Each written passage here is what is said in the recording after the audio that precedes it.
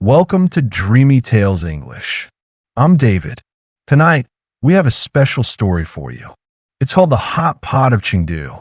Chengdu is known as the city of pandas, but is also known for something else. It's hot pot. Hot pot, or huoguo in Chinese, is not just a meal. It is an experience. It is a ritual. It is a way of life. In Chengdu, hot pot is eaten everywhere. In fancy restaurants with marble tables and crystal chandeliers, in small neighborhood shops with plastic stools and paper napkins, and even in people's homes during family gatherings. But no matter where you eat it, the experience is always the same. A bubbling pot of broth sits at the center of the table, surrounded by plates of raw ingredients waiting to be cooked. The broth can be spicy or mild, but the most traditional version is mala, numbing and spicy. It is made with chili peppers, Sichuan peppercorns, garlic, ginger, and dozens of other spices that have been simmering for hours. The smell alone is enough to make your mouth water. Around the pot, you place plates of thinly sliced beef, lamb, duck blood, tofu, mushrooms, lotus root, and vegetables.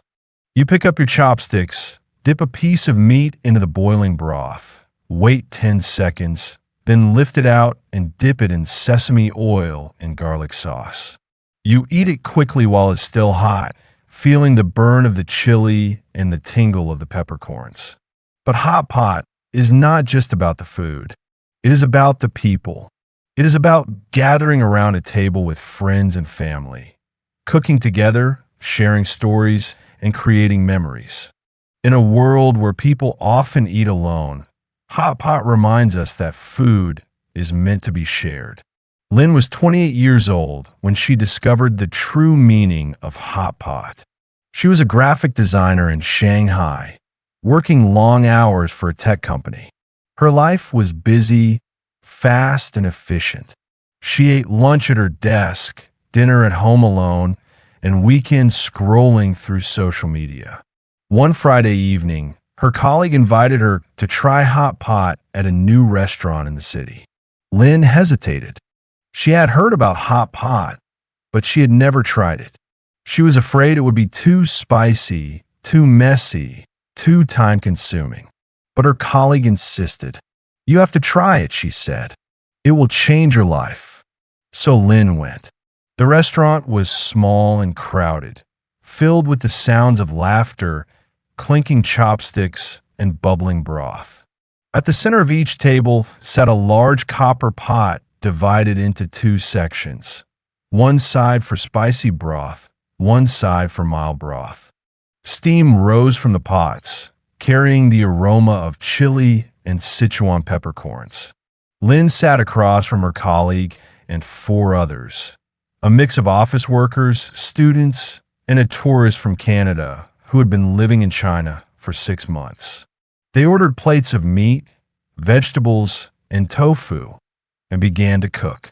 At first, Lynn was nervous.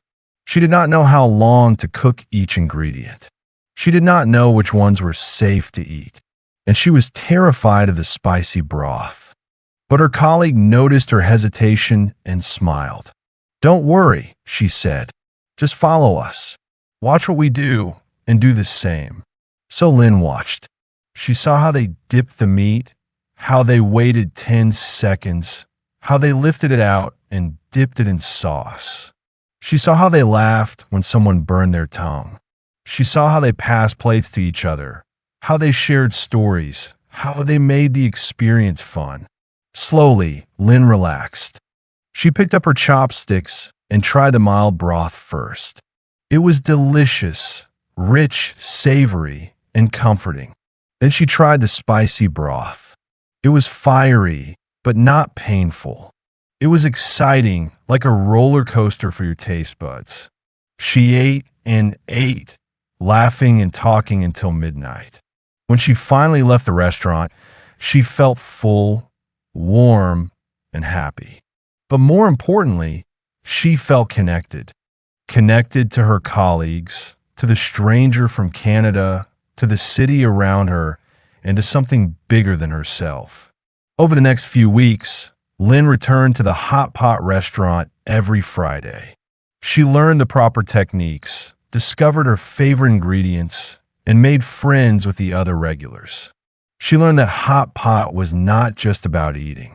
It was about slowing down, being present, and enjoying the moment with the people around you. One evening, as she was walking home from the restaurant, Lynn thought about her life in Shanghai. She thought about how busy she had been, how alone she had felt, how she had forgotten what it meant to truly enjoy a meal. And she realized that hot pot had taught her something important, that the best things in life are not achieved alone. They are shared. They are cooked together, eaten together, and remembered together. Good night and sweet dreams.